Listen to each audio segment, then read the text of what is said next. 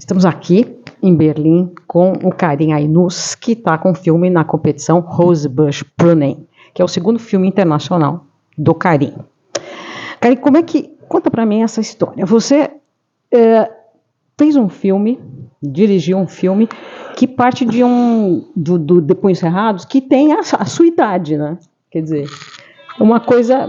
Literalmente a minha idade, literalmente, né? No ano que você nasceu, esse filme nascia também. E aí é uma coisa assim, uma coincidência cósmica, né? E você tinha, assim, antes disso, você tinha uma relação especial com esse filme na tua vida? Não, esse filme foi uma coincidência, essas coisas de produtor bom, né? Assim, eu tava louco para fazer um filme que falasse de família, eu tinha acabado, e fazer um filme, continuar um pouco falando desses personagens masculinos venenosos, né? E por uma intuição, assim, eu tinha feito Firebrand, que era um pouco isso, o Monteiro Destino também, se tinha um personagem assim, eu comecei a ficar um pouco curioso de fazer uma espécie de autópsia / autonomia anatomia desses personagens. E aí, falando com o produtor do filme, que é o Michael Weber, acho que ele tinha acabado de rever o De Punhos Cerrados, e eu queria muito falar de privilégio, branquitude, né, queria falar um pouco do que estava me assombrando no mundo, assim, acumulação de renda. E aí, dos super ricos. E aí ele viu esse filme e a gente viu, aí eu revi junto, fazia muitos anos que eu não via, então não tinha nenhuma relação. Foi um filme que eu adorava, mas não foi exatamente um filme que ficou comigo para sempre, assim. Mas eu revi, eu entendi o quanto que era interessante o frescor que esse filme tinha naquele momento que ele foi feito, como ele foi feito. Tinham coisas que estavam ali que eu falava, nossa... E foi a estreia do Bellocchio, né? Que estreia, né? Foi o primeiro filme dele, entendeu? E aí isso foi outra coisa que para mim foi muito importante na época que a gente começou a pensar. Porque como ele também foi um filme que começou o desenvolvimento dele na pandemia, era muito importante que a gente partisse de algum lugar, porque levantar um roteiro original só dando temas, discutindo temas, leva muito tempo, né, assim, e aí isso foi muito importante. E tinha uma coisa quando eu revi o filme, assim, que fiquei muito fascinado, que é o que você falou, assim, ele tem uma espécie de aura de primeiro filme, né, ele é arriscado, ele tem coisas que são feitas imperfeitamente, ele tem uma pessoa que tem um encantamento ali com o cinema, mas que nunca tinha feito cinema no sentido de uma longa-metragem. Uma rebeldia, uma insatisfação. Tem, exatamente, né? Tem uma coisa assim, entendeu? Um mal-estar, uma coisa... É isso, de Punhos Cerrados, né? Tem uma coisa também que eu acho que ele fala... É isso, a gente não faz isso pensando naquilo. Mas no caso do filme do Bellocchio, eu acho que ele faz uma espécie de radiografia da alma do mundo daquele momento. O mundo estava prestes a explodir, a mudar, né? Então isso me interessou muito, assim, porque... Eu tenho uma posição que eu acho que a gente viveu nos últimos, digamos, 5 anos, assim, crises gigantes dentro da história da humanidade, muito grandes mesmo, assim, mas eu tenho sempre a sensação de que a gente vai sair para um lugar melhor, que é a crise de oportunidade. Eu sei que isso é uma coisa meio otimista, porque crise é cíclica da história da humanidade, né? Ou a gente sai ou a gente acaba. É isso, e a gente não gosta de acabar, então acho que a gente sempre sai, né? Então, eu me interessei muito, assim, de como que também essa esperança da revolução, que é totalmente um tema... Né, não é um tema frontal do filme dele, me interessavam. Foi daí que começou o interesse, mas justiça seja feita também. Me interessou também alguns temas que falavam da classe dominante, da classe da burguesia mais abastada e tal. Um é o Teorema, do Pasolini, assim, foi um filme... É um filme que eu revi há pouco tempo, super incrível, né? É incrível, ele é estranho. E você não sabe como aquilo foi feito, e o ritmo, entendeu? Então, eu estava também muito interessado. Você chega numa idade, Neuza, que você fica um pouco... refém da maturidade, né? E é muito chato, entendeu? Você está chegando nos 60 esse ano. Eu cheguei nos 60, entendeu? Então, sabe, como é que filma, não sei o quê. Então, acho que tem uma coisa nesse filme que eu fiquei muito encantado no filme Bellocchio. E a partir disso, no Rosebush Pruning, que é isso, assim, de ter uma sensação de que a gente está inventando, não que a gente está fazendo nada novo, porque, enfim, já foi feito tanta coisa, mas que a gente tem uma sensação de invenção.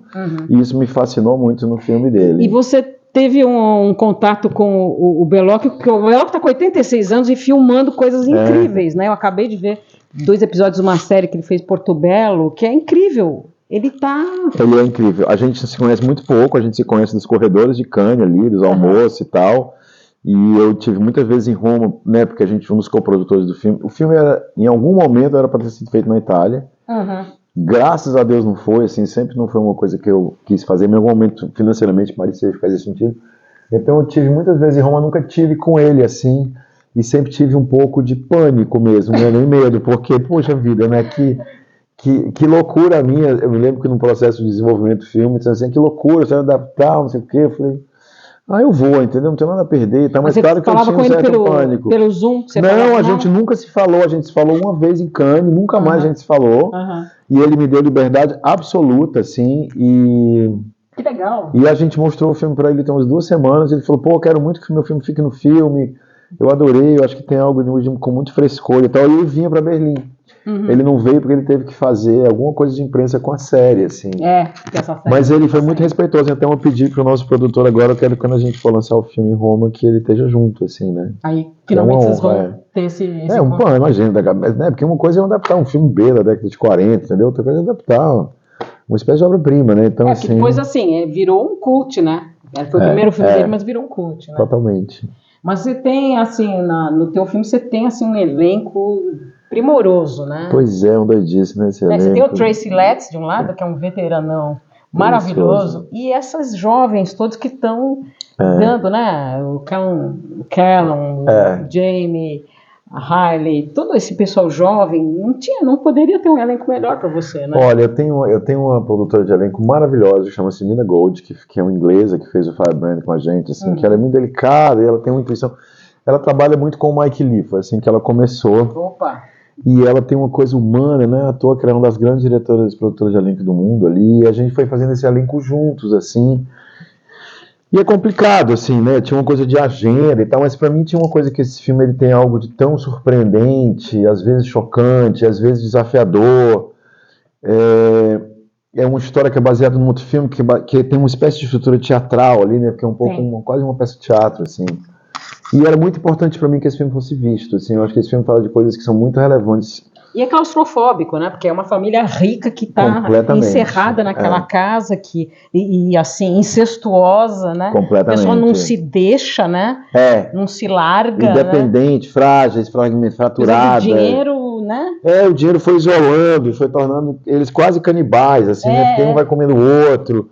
E assim, era muito importante que esse filme tivesse, na verdade, uma amplitude de público, né? Porque ele podia também ser um filme que quase ninguém vê, entendeu? Por causa dos temas e tal. Então, primeiro, é muito importante que a gente tivesse um elenco que fosse uma espécie de super elenco, assim, muito conhecido, mas que também fossem atores que topassem um pouco a aventura de fazer quase uma peça, né? A gente teve um tempo de filmagem, teve muito tempo de preparação, então foi uma escolha que foi muito em função... Você topa trabalhar assim? Isso aqui não é um filme que você vai entrar... Eu até estava explicando, eu acho que uma das coisas era não fazer outro filme enquanto esse filme estava sendo feito, que é muito complicado para esses atores, estão sempre fazendo uma série. A única que, na verdade, fez foi a Elle Fanning, que ela estava filmando com a gente, como ela tem um personagem que não é tão grande, não são tantos dias de filmagem, a gente picotou assim, e ela estava fazendo o filme do Joaquim Trier, O Sentimento Velho, mas se não tinha... E é isso, é um elenco, mas no final das contas, tem uma hora que é tudo ator e diretor, né? Então, tanto faz que língua fala, de onde é que vem, quão famoso é. Mas era muito importante pra mim que esse elenco tivesse frescor que ele tem, que ele fosse surpreendente também, sabe? Eles topassem o teu jogo, né? Agora, você sabia que eles não só toparam o meu jogo, mas que quando esse roteiro ficou pronto, que a gente mandou pras agências, né? Em LA, em Londres e tal, em Nova York, eu nunca tive tanto interesse por parte das agências e dos agentes dos atores com relação a esse roteiro. Então, não foi um elenco difícil de fazer, porque eu acho que o material era tão bom, era tão surpreendente, que foi um pouco, né, tem uns filmes que a gente tem que ir com tal pessoa, porque senão o filme não financia não sei como. Aí já vi situação que tem 6 nomes. Aí eu falei, bom, 6 nomes, cara, eu vou filmar daqui a 6 meses e tal. Às vezes você escolhe por decurso de prazo, assim, e aqui foi muito bacana, assim, porque o filme adiou umas 2 vezes, assim, em pouco tempo, então era um elenco que foi bonito, eu fiquei muito feliz quando eles estavam aqui agora, uma espécie de trupe. Eu senti, na coletiva, eu senti que eles estavam muito do teu lado, sabe? Que eles tinham um sentido de comunidade mesmo. Nossa, mas é uma loucura isso, assim, foi muito gostoso, na verdade, é isso, tem uma coisa que é supra-filme, né, que é a família, você tinha que sentir que ele tem uma família, que tem um condutor, né, que está conduzindo aquilo, então eles foram muito parceiros do filme, assim, tem uma coisa que eu acho que é o que eu te falei, né, que eu acho que você tem que construir antes da tela, vai pra tela, né, essa sensação de cumplicidade, essa sensação de família, essa sensação de que conhece os gestos do outro, que são rápidos os olhares que você identifica o que o outro está sentindo, foi muito delicioso, assim, e eu acho que também é isso, assim, eu estava falando um outro dia, eu acho que os atores, eles querem atuar, entendeu? O ator quer atuar, ator quer brincar, ator, né, to play, assim. Então, às vezes eu acho que os processos, eles esquecem disso, assim, né? Fica uma coisa que a pessoa vem, ela chega, ela decora uma frase, ela sai, e depois no dia seguinte ela faz mais 3 e acabou. Então, para mim, era muito importante que esses...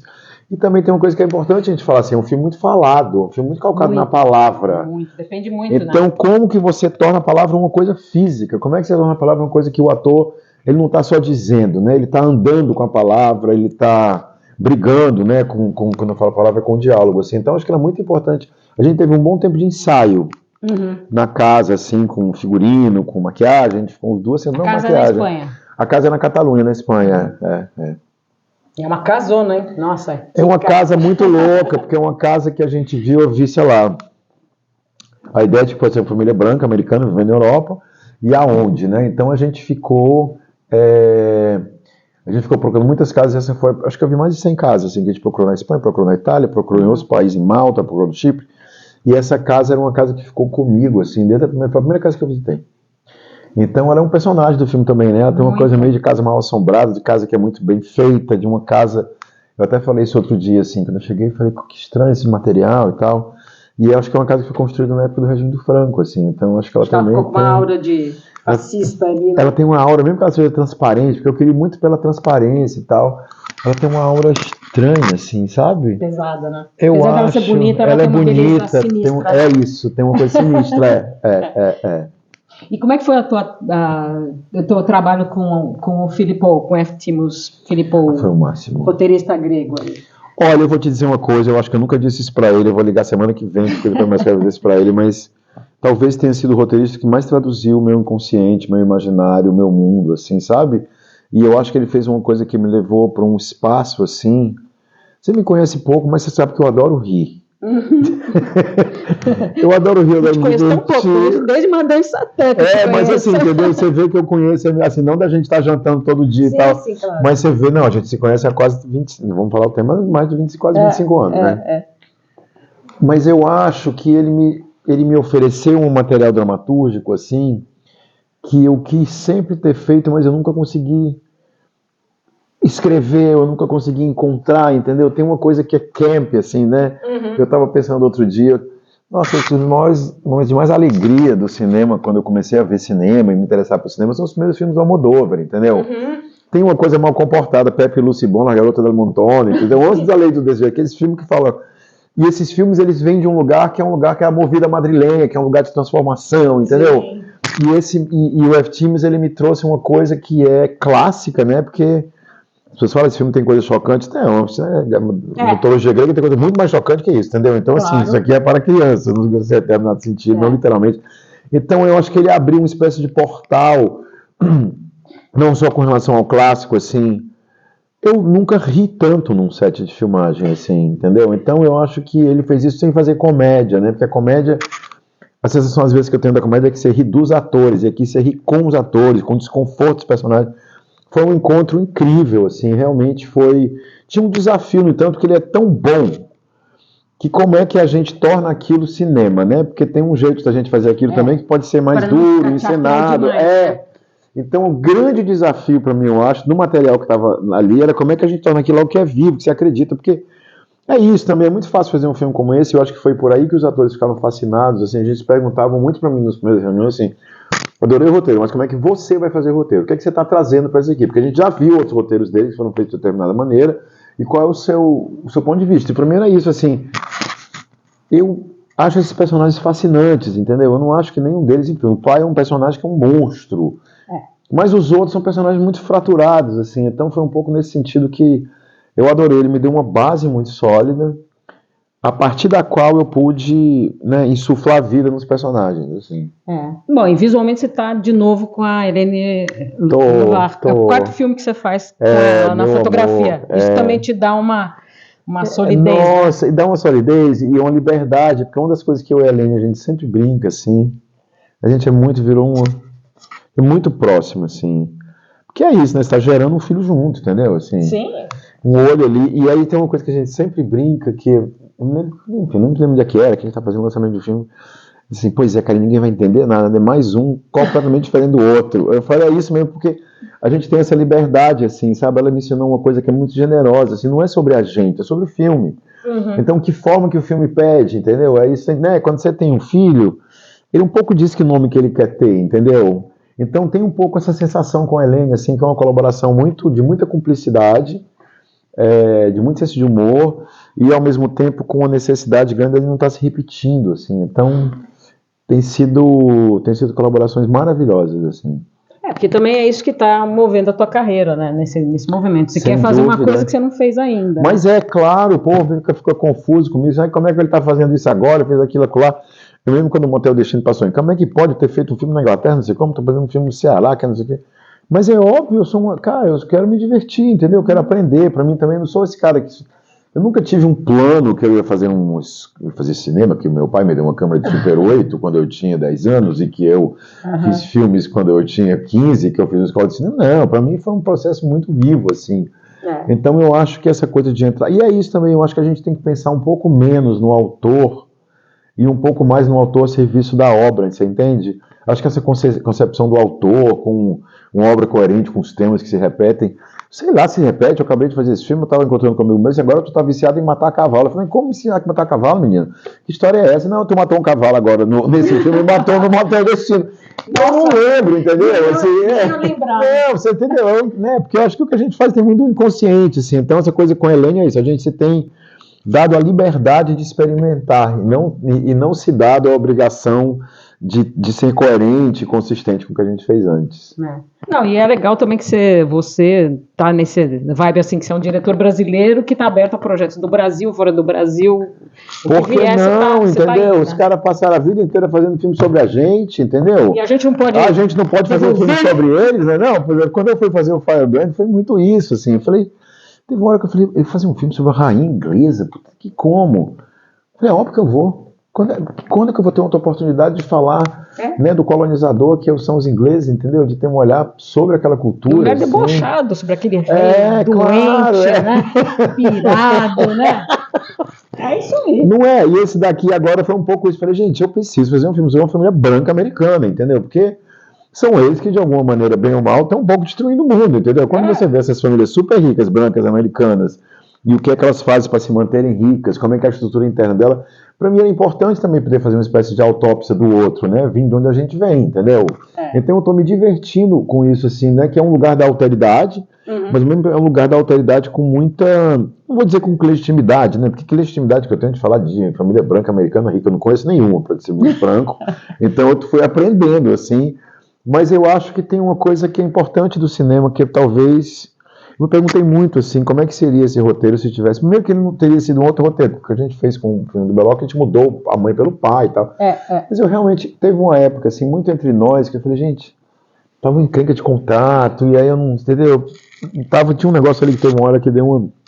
todo projeto às vezes dá uma azedada ali no determinado momento, e eu falei, puxa vida, mas... Só pode ser eu contar essa história, cara. Se alguém for contar essa história, é uma outra história... É um outro ímpeto, assim, pra mim. E eu tenho uma coisa também, por mais que eu te falo que eu adoro esses personagens, eu tenho raiva de rico. Eu não vou mentir pra você. Bom, e se você pensar bem, uma família rica, branca, ela é igual, tem muita coisa igual no Brasil. Muita, porque é um privilégio, ainda mais em 2026, né, que eu acho que essas famílias são poucas e muito ricas, assim.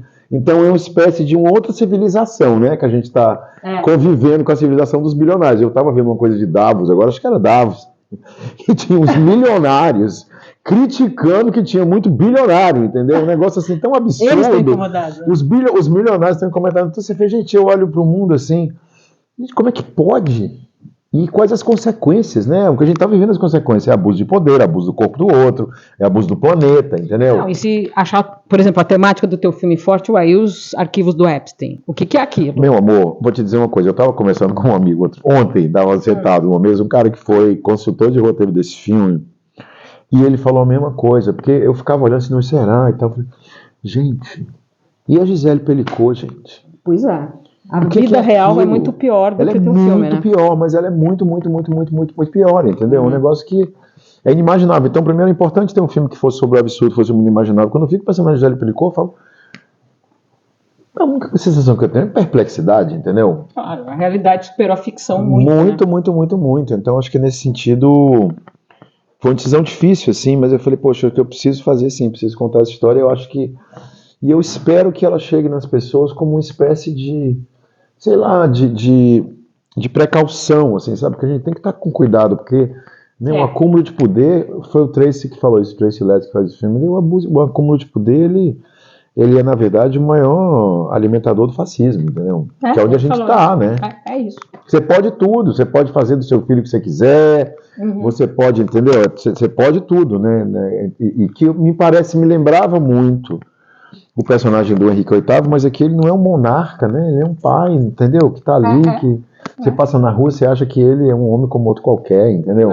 Lá dentro das quatro paredes que você vê. E como é o nome daquele cara? Como é que é Messier Tout le Monde, né? Que falando, faz o Messier Tout le Monde é aquele cara que violentou aquela mulher, que é um cara qualquer, um cara que trabalhava no açougue, o outro que trabalhava não sei aonde, entendeu? É da banalidade do mal, né? É um cara qualquer. Não dá mais pra gente tratar isso com banalidade, porque onde é que a gente tá? Pois é. Bom, teu filme vai ajudar a pensar nisso, né? Obrigado, então, Karim. Obrigado a você. Mesmo. Obrigado. Obrigado.